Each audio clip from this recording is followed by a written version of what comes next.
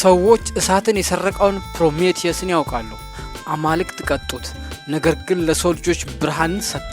በ20ኛው ክፍለ ዘመን ግን ሌላ ፕሮሜቲየስ ተነሳ። እሱ የሰረቀው እሳትን ብቻ አይደለም፣ የሰረቀው የፀሐይን ኃይል ነው።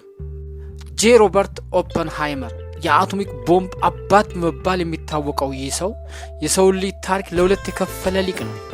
በአንድ በኩል የሰው ልጅ በሳይንስ ምን ያህል መራቀቅ እንደሚችል ያሳየ ድንቅ አእምሮ ያለው ሲሆን፣ በሌላ በኩል ደግሞ እኛኑ መልሶ ሊያጠፋን የሚችል የጥፋት ቁልፍ የሰጠን ሰው ነው። እሱ ማን ነበር? በኒውዮርክ ሀብት ውስጥ የኖረ የቅንጦት ልጅ ወይስ በጭንቀት የተሞላ ብቸኛ ሰው? ናዚዎችን ለማሸነፍ ሲል ህሊናውን የሸጠ ጀግና ወይስ በሰሩት መሳሪያ የተጸጸተ ምስኪን? በዛሬው ቪዲዮ ከኦፐንሃይመር የልጅነት ህይወት እስከ ሎስ አላሞስ ሚስጥራዊ ከተማ፣ ከታላቁ ትሪኒቲ ፍንዳታ እስከ ውርደትና ክህደት ዘመኑ የዚህን ውስብስብ ሰው ሙሉ ታሪክ በዝርዝር እንመለከታለን። አብራችሁኝ ቆዩ። ታሪኩ የሚጀምረው በ1904 ዓመተ ምህረት በኒውዮርክ ከተማ ነው። ሮበርት ኦፐንሃይመር የተወለደው እጅግ ሀብታም ከሆነ የአይሁድ ቤተሰብ ነው። አባቱ ከጀርመን ወደ አሜሪካ በመምጣት በጨርቃጨርቅ ንግድ የከበረ ሰው ሲሆን፣ እናቱ ደግሞ ሰዓሊ ነበረች። የኦፐንሃይመር የልጅነት ዓለም በቅንጦት የተሞላ ነበር። በቤታቸው ውስጥ የፒካሶና የቫንጎግ ኦሪጂናል ስዕሎች ግድግዳ ላይ ተሰቅለው ይታዩ ነበር። ነገር ግን ሀብት ደስታን አልሰጠውም። ሮበርት ከሌሎች ልጆች የተለየ እጅግ በሳል፣ ነገር ግን በጓደኛ እጦት የሚሰቃይና ብቸኛ ልጅ ነበር። ገና በ12 ዓመቱ ስለ ማዕድናት ሚነራልስ የነበረው እውቀት በጣም ጥልቅ ከመሆኑ የተነሳ የኒውዮርክ የማዕድን ክለብ ባለሙያ መስሎት ንግግር እንዲያደርግ ጋብዘውት ነበር። አዳራሽ ሲገቡ ግን መድረኩ ላይ ለመውጣት ሳጥን መርገጥ የሚያስፈልገው ሕፃን ጠበቃቸው። ትምህርቱም በሃርቫርድ ዩኒቨርሲቲ ሲቀጥል በኬሚስትሪ፣ በፊዚክስ፣ በላቲን እና ግሪክ ቋንቋዎች የላቀ ውጤት አመጣ። ነገር ግን ውስጣዊ ሰላም አልነበረውም። ለከፍተኛ ጥናት ወደ አውሮፓ ወደ ካምብሪጅ ዩኒቨርሲቲ ሲያቀና ነገሮች ተበላሹ። እዚያ ላቦራቶሪ ውስጥ መስራት ስለማወድና በመምህራኖቹ ጫና ስለበዛበት ከፍተኛ የሆነ አእምሮ ጭንቀት ወይም ዲፕሬሽን ውስጥ ገባ። አንድ ታዋቂ ታሪክ አለ። ኦፐንሃይመር በመምህሩ ተናዶ መርዝ የተነከረ አፕል በመምህሩ ጠረጴዛ ላይ አስቀምጦ ነበር ተብሎ ይነገራል። እንደድል ሆኖ መምህሩ አልበላውም እንጂ የታሪካችን አቅጣጫ ገና በጠዋቱ ተቀይሮ ኦፐንሃይመርም እስር ቤት ሊገባ ይችል ነበር። ይህ የጨለማ ጊዜ ያለፈው ኦፐንሃይመር ወደ ጀርመን ሄዶ በቲዎሬቲካል ፊዚክስ መመሳት ሲጀምር ነው። ያኔ ነው ትክክለኛ ቦታውን ያገኘው። ብዙዎቻችን ኦፐንሃይመርን የምናውቀው በቦምቡ ብቻ ነው። ነገር ግን ጦርነቱ ከመጀመሩ በፊትም ቢሆን እሱ በዘመኑ ከነበሩት ታላላቅ የፊዚክስ ሊቃውንት አንዱ ነበር። እንዲያውም አንድ እጅግ አስደናቂ ትንበያ ቀድሞ ተናግሮ ነበር። በ1939 ዓ.ም ገና ማንም ስለ ብላክ ሆል ሳያስብ ኦፐንሃይመር እና ተማሪው ሃርትላንድ ስናይደር አንድ ወረቀት አሳተሙ። አንድ ግዙፍ ኮከብ ነዳጁን ሲጨርስ በራሱ ስበት ተጨፍልቆ ብርሃን እንኳን ሊያመልጦ ወደማይችል አካልነት እንደሚቀየር በሂሳብ አሰላ። ይህ ዛሬ እኛ ብላክ ሆል የምንለው ጽንሰ ሐሳብ አባት ነው።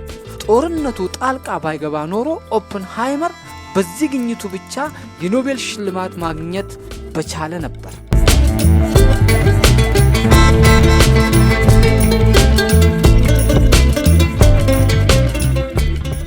ወደ አሜሪካ ተመልሶ በበርክሌ ዩኒቨርሲቲ ማስተማር ሲጀምር ተማሪዎቹ ያመልኩት ነበር። እሱ እንደ ሌሎች ፕሮፌሰሮች አልነበር። ግጥም ያውቃል፣ የህንድ ፍልስፍናን ያነባል፣ ቋንቋዎችን ይናገራል።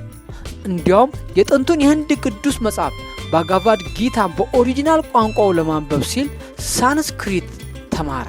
እሱ ካሪዝማቲክ ወይም የመሪነት ተሰጥኦ የነበረው መምህር ነበር። ነገር ግን በዚህ ጊዜ ውስጥ ወደ ግራ ዘመን ፖለቲካ ሌፍት ዊንግ ፖለቲክስ ተሳበ። ለስፔን የእርስ በርስ ጦርነት እርዳታ ያደርግ ነበር። የኮሙኒስት ፓርቲ አባላት ከሆኑ ሰዎች ጋርም ጓደኝነት ነበረው። ይህ የፖለቲካ ታሪኩ ነው በኋላ ላይ ትልቅ ዋጋ ያስከፈለው። 1941 ዓመተ ምህረት ዓለም በእሳት እየተቃጠለች ነው። ናዚ ጀርመን አውሮፓን ተቆጣጥሯል። እናም አንድ አስፈሪ ዜና ተሰማ። የጀርመን ሳይንቲስቶች አተምን መሰንጠቅ ችሏል። ሂትለር የአቶሚክ ቦምብ ከሰራ ዓለም ለዘላለም በናዚዎች ባርነት ስር ትወድቃለች። አሜሪካ ይህንን ቀድማ ለመስራት ወሰነች።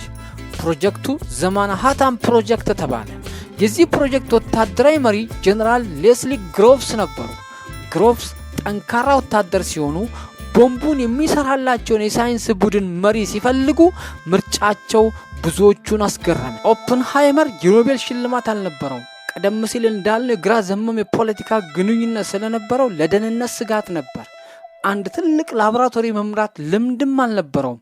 ታዲያ ግሮቭስ ስለመረጡት ጀነራል ግሮቭስ በኦፕንሃይመር ላይ ያዩት አንድ ነገር ነበር። ከፍተኛ ፍላጎት አምቢሽን እና የተለያዩ ሳይንቲስቶችን የመረዳት ችሎታ። ኦፕንሃይመር ሁሉንም ነገር ያውቅ ነበር፣ ኬሚስትሪ፣ ፊዚክስ፣ ኢንጂነሪንግ። ግሮቭስ ይሄ ሰው ብቻ ነው ሁሉንም ማስተባበር የሚችለው አሉ። ኦፕንሃይመር አንድ ሀሳብ አቀረበ። ሳይንቲስቶቹ ተበታትነው መስራት የለባቸውም፣ ሁሉንም በአንድ ቦታ ሰብስበን ዓለም እንዲያገኛቸው አድርገን ማሰራት አለብን አለ። ቦታውም በኒው ሜክሲኮ በረሃ የሚገኘው እሱ በልጅነቱ ፈረስ ይጋልብበት የነበረው ሎስ አላሞስ ተመረጠ። ከባዶ ከተማ ተገነባች። በዓለም ላይ ያሉ ምርጥ አእምሮች ኤንሪኮ ፈርሚ፣ ኒልስ ቦር፣ ሃንስ ቤቴ ሁሉም ወደዚህ ምስጢራዊ ከተማ መጡ።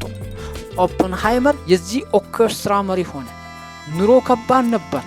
ጭቃ፣ አቧራ፣ ጥብቅ የደህንነት ቁጥጥር። ስልኮች ይጠፋሉ፣ ደብዳቤዎች ይነበባሉ። ኦፕንሃይመር በዚህ ጊዜ ውስጥ እንቅልፍ የለውም። ምግብ አይበላም። በቀን 5 ፓኬት ሲጋራ ያጨሳል። ክብደቱ ወደ 50 ኪሎ ገደማ ወረደ። እሱ የሚፈልገው አንድ ነገር ብቻ ነበር፣ ናዚዎች ቦምቡን ከመስራታቸው በፊት ቀድሞ መገኘት። ሐምሌ 16 1945 ቀኑ ደረሰ። ናዚ ጀርመን በሽንፈት እጅ ብትሰጥም ጃፓን ግን እጅ አልሰጠችም ነበር። ቦምቡ ዝግጁ ነው። ሙከራው ትሪኒቲ ተባለ። ሌሊቱ በዝናብና ነጎድጓድ ተሞልቶ ነበር። ሙከራው ይሳካ ይሆን ወይስ አየር ላይ ያለው ናይትሮጅን ተቀጣጥሎ ዓለም በሙሉ ትጠፋ ይሆን የሚለው ስጋት ሳይቀር ነበር። ሳይንቲስቶቹ ውርርድ ይይዙ ነበር። ኦፕንሃይመር ግን በውጥረት ዝም ብሎ ይጠባበቅ ነበር። መጀመሪያ ብርሃን መጣ። ከሺህ ፀሐዮች የሚበልጥ ብርሃን የኒው ሜክሲኮን በረሃ አጥለቀለቀው። ተራሮች እንደ ቀን አበሩ። ከዚያም አስፈሪው ድምፅና የሙቀት ማዕበል ተከተለ።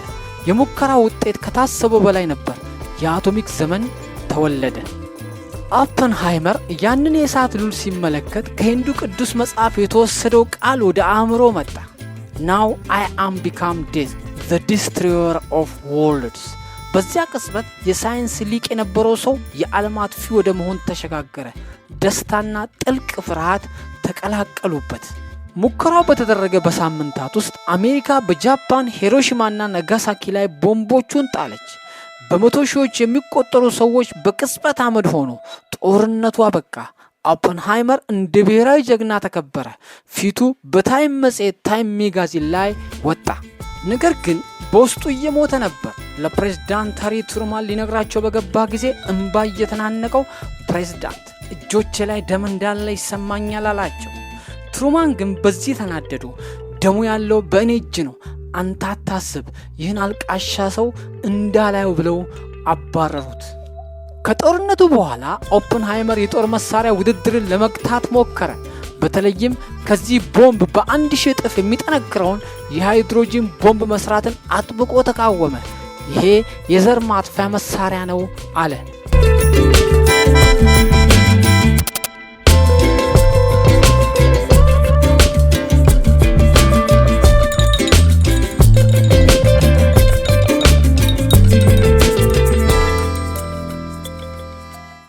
ነገር ግን ጊዜው የቀዝቃዛው ጦርነት ኮልድ ዋር ነበር። ሶቪየት ህብረት ሩሲያ ቦምብ እየሰራች ነበር።